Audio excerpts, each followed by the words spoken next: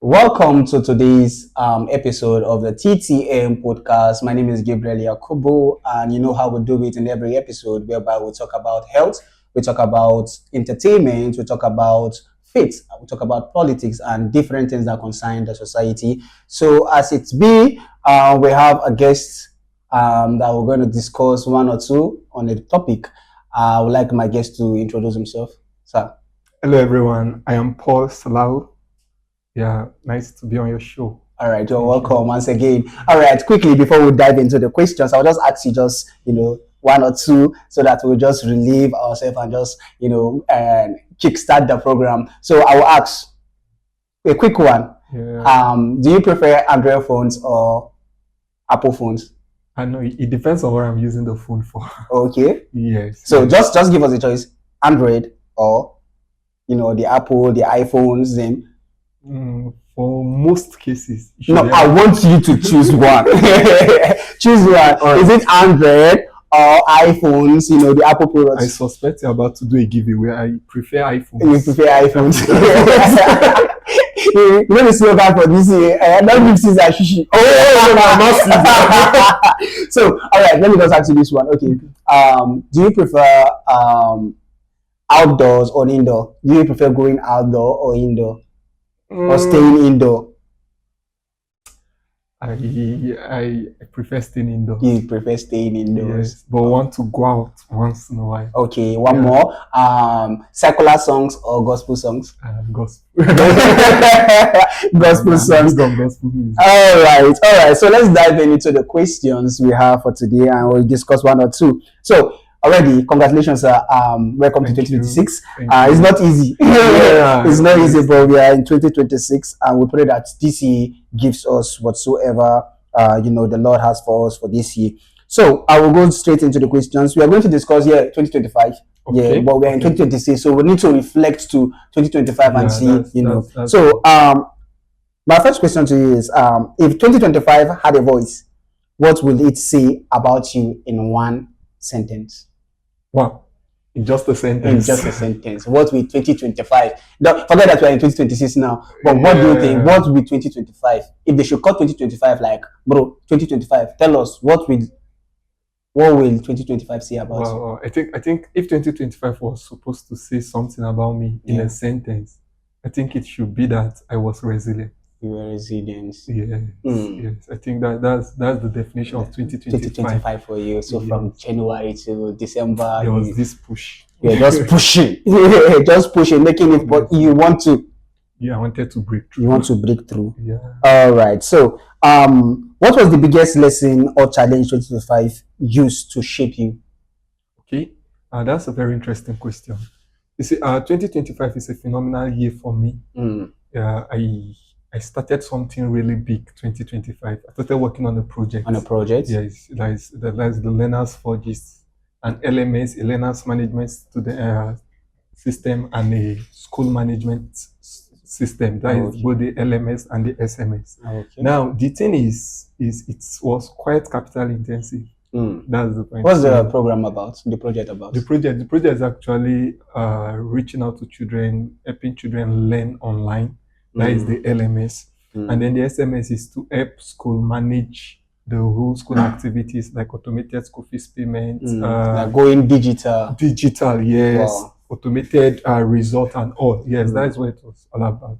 So, some of those things, you have to build a website that is really massive enough to accommodate everything like that. So it was actually capital intensive. And then diving into that thing out of the blues actually shook me. Yeah, it shook me. So that was one of the experiences that actually shaped me in 2025. Okay, so if I could dive into another question, how did 2025 affect your faith, value, or relationship with God? Now, you said you had a project. Yeah. So definitely, how did you manage these two? You are handling your project. How did it affect? Did it affect your relationship with God? Did it affect your values? Stuff like that. Okay, I must confess that you see, when you are stepping into unknown, it's usually a time where you just have to draw close to God. Mm. Yes, Mm. because I was stepping into something I didn't really know how it will turn out. I don't know how quick it will. You just need to rely, Yes, yes, you know, on the main source, you know. Main source, honestly. You have to work with someone that sees everything. Yeah, because I wasn't really sure. It wasn't something I did with full assurance that this way I'm going. I stepped in with faith. Mm. So at some point I get discouraged. So I had to go back to God. So because of the nature of the project, it actually boosted my faith, and then my fellowship with God actually was kindled. Yes. Wow, that's it's nice. It's nice hearing that. Thank you so much. So who or what did you invest in the most this year, and was it worth it? Yeah, at the end of the day, it's like the whole talk is circling around the same thing. So was it worth it? Yes. I think two things I invested in the most this year, and that was 2025. First was the project, and then secondly was a group of young minds. Okay. Yes. I just found myself in the midst of young minds, and then I discovered that there were so many untapped potentials. So what I did is I gave myself out to them, started organizing programs that could actually bring out that. But what was there challenges? You know, one thing, handling, when you said, you know, handling children, bringing them together. So was there challenges? It was quite challenging. Okay. The truth is that children are not self-motivated. It's you that is seeing where you want them to go. They are not seeing it. They are not seeing it. So most of the time they do it complaining. Sometimes they do it grumbling and all like that. But it was worth it. That is what I will say. It was actually worth my time, my energy, and all. All right. Now we are in 2026. Yeah.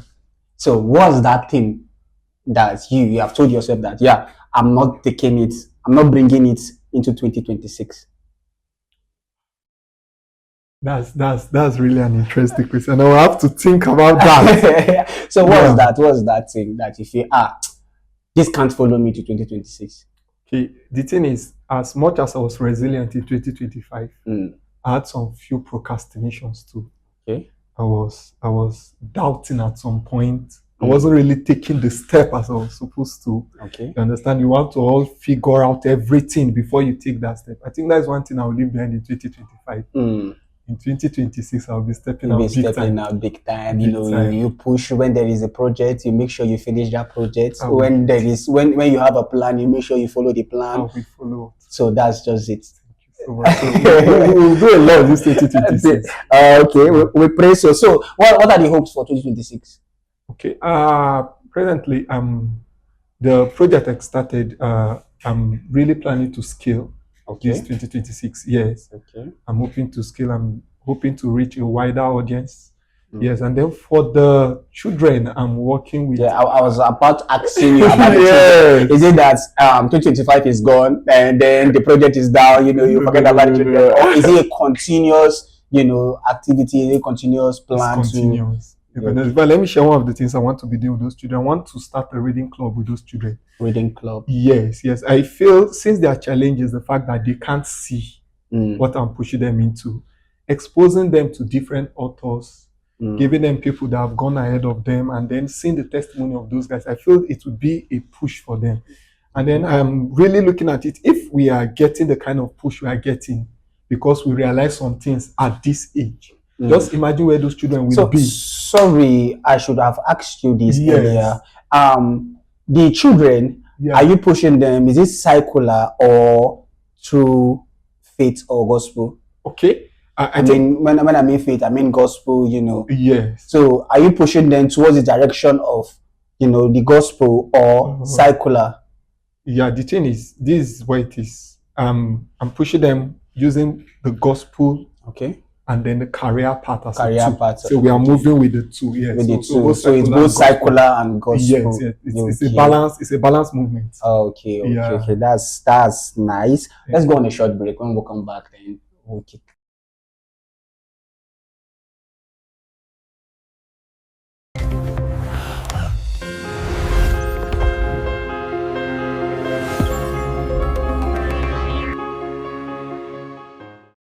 Welcome back to that from that short break. Paul. Yes. So we're rounding up, and this is just the first week of 2026. And what do you have to tell our audience?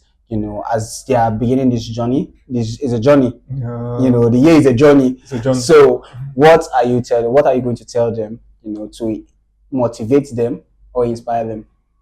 Okay. 2026 is a remarkable year. Yes, and if I'm supposed to tell you something, these are two factors I want you to work with. Okay. Start now. Whatever you want to start now. Mm. Start now. If the plan doesn't have a now, it's not realistic. Start now. Start now. No matter how big that goal is, break it into something you can start now. And then the second thing is audacity wins over excellence. Be bold enough to start. Don't wait till that perfect moment. Start bold, and you will be so surprised what you would have achieved by the end of 2026. And I guess we just have you just gave us a slogan for 2026. Start now. Start now. That's just the truth that I start. Forget about don't give to Caesar. Start now. So with that, I'm Gabriel Yakobo, and thank you for staying tuned. And we'll love you to share. We'll love you to like. We would love you to comment.